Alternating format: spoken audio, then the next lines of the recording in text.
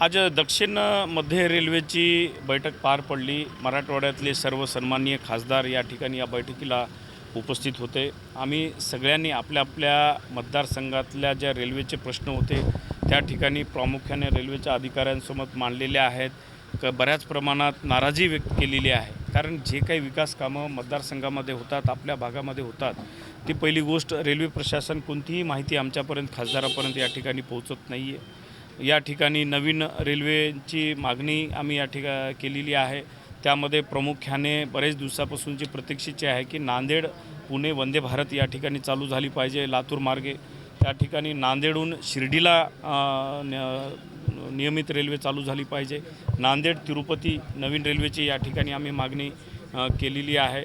बरेचसे स्टेशन अमृत भारत योजनेअंतर्गत या ठिकाणी विकास कामं चालू आहेत, पण त्यांनी जो पिरियड दिला होता त्यामध्ये पूर्णत्व दिसत नाही आहे। बरेच रेल्वे स्टेशनावर अपुरी सुविधा त्या ठिकाणी आपल्याला पाहावयास मिळत आहे।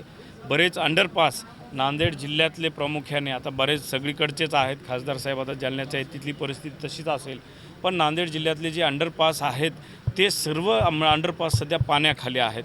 ते अंडरपासचं व्यवस्थापन त्यांनी ज्या प्रकारे फोटो दाखवत आहेत, चांगले चांगले अंडरपास आम्ही केले म्हणून, पण आम्ही फोटोनिशी पुराव्यानिशी मी त्या ठिकाणी दाखल केलेलं उदाहरणार्थ आमचं गोरठा अंडरपास असेल, शिवणगावचं उमरी तालुक्यातला अंडरपास असेल, मुदखेडमधला असेल, एकही अंडरपासमधून पाणी निघत नाही आहे। तिथल्या लोकांची खूप हाल होत आहेत। आज नांदेड स्टेशन एवढं म्हणजे हुजूर साहेब तख्त सचखंडला येणारे यात्रेकरू आहेत। अमृत योजनेअंतर्गत त्यांनी नांदेड स्टेशन अद्याप का घेतलं नाही आहे त्याचा उलगडा होत नाही आहे। अद्यापर्यंत मी माझ्या अजेंड्यामध्ये प्रश्नही विचारला होता, त्यांनी DPR करणं चालू आहे एवढंच उत्तर दिलेलं आहे। आणि बरेच प्रश्नांचे उत्तरं हे मध्य रेल्वेमध्ये येतात, रेल्वे बोर्डाकडे येतात, अशी उत्तरं दिलेली आहेत। काही बऱ्याच खासदारांनी नाराजी व्यक्त केलेली आहे की त्यांच्यावर त्यांनी म्हणजे असमाधान झालेलं नाही आहे। त्या ठिकाणी त्यांना आम्ही विनंती केली की बाबा 2 वर्षापासून रेल्वे बोर्डाचे म्हणजे इथली बैठक झालेली नाही आहे। या ठिकाणी नियमित 6 महिन्याला एक बैठक होणे अपेक्षित आहे, जेणेकरून आमच्या काही सूचना असतील किंवा विकास कामाचं जे डेव्हलपमेंटचं जो काय स्टेज आहे ते माहिती घेण्यासाठी आम्हाला सोयीस्कर होईल। एक आरोपीची जर परवानगी द्यायची असेल तर रेल्वे खाते 10-15 वर्ष धावतं, इंग्रजी मानसिकतेतून रेल्वे प्रशासन बाहेर निघालं नाही का? नाही, निश्चितच आम्ही त्या ठिकाणी आर.यू.बी असेल त्यांच्यामध्ये परवानगी आहेत। तो टाईम पिरियड आहे, तो किती आता एक उदाहरण घ्या, कितीतरी आर.यू.बीचं उद्घाटनसुद्धा झालं पण अजून प्रत्यक्षात काम चालू झालं नाही आहे। पण ही मानसिकता बदलली पाहिजे, रेल्वे प्रशासन गतिमान झालं पाहिजे। आज कारण कसं आहे, प्रत्येक फास्ट ट्रॅकचा जमाना आहे, फास्ट ट्रेनचा जमाना आहे। त्यामध्ये ट्रेनचा स्पेल टाईम पण जो आहे तो आम्ही कमी करण्याचा सांगितलेला आहे। हुजूर साहेब असेल, आणखी ट्रेन असेल, त्यांचा टाईम जेवढं कमी करता येईल, जेवढं फास्ट करता येईल ट्रेन तेवढं करा म्हणून अशा सूचना दिलेल्या आहेत। नांदेड बिदर संदर्भात तुमच्या नेतृत्वाखाली निवेदन शिष्टमंडळ जाणार असं आश्रमाने सांगितलं असेल? नाही, आता नांदेड बिदर हा रेल्वे मार्ग झाला पाहिजे, कारण खूप वर्षापासून आपण ऐकत आहोत।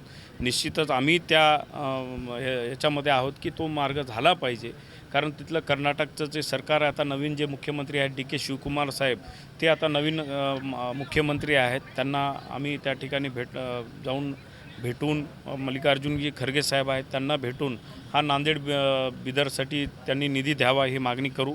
आणि दुसरी मागणी या ठिकाणी मी आज त्यांना प्रस्ताव पाठवण्याची सूचना केलेल्या आहेत की जर राज्य सरकारला तिथं काही अडचण येत असेल तर तो केंद्र सरकारमधून 100% निधी केंद्र सरकारमधून आपण घ्यावा आणि हा रेल्वे मार्ग मंजूर करावा, अशाही सूचना मी आज या ठिकाणी दिलेल्या आहेत। लातूर मार्ग आता पुढे ढकलला, म्हणजे गतीनं होत आहे आणि बिदर मागे पडला, तो अगोदरच होता। नाही, नेमकं कशामुळं पडला, कारण रेल्वे बिदर मार्ग तर खूप वर्षापासून प्रलंबित आहे, तो व्हायला पाहिजे होता। कर्नाटक सरकारनं पैसे निधी दिलं नाही, 50% जो निधी दिला नाही।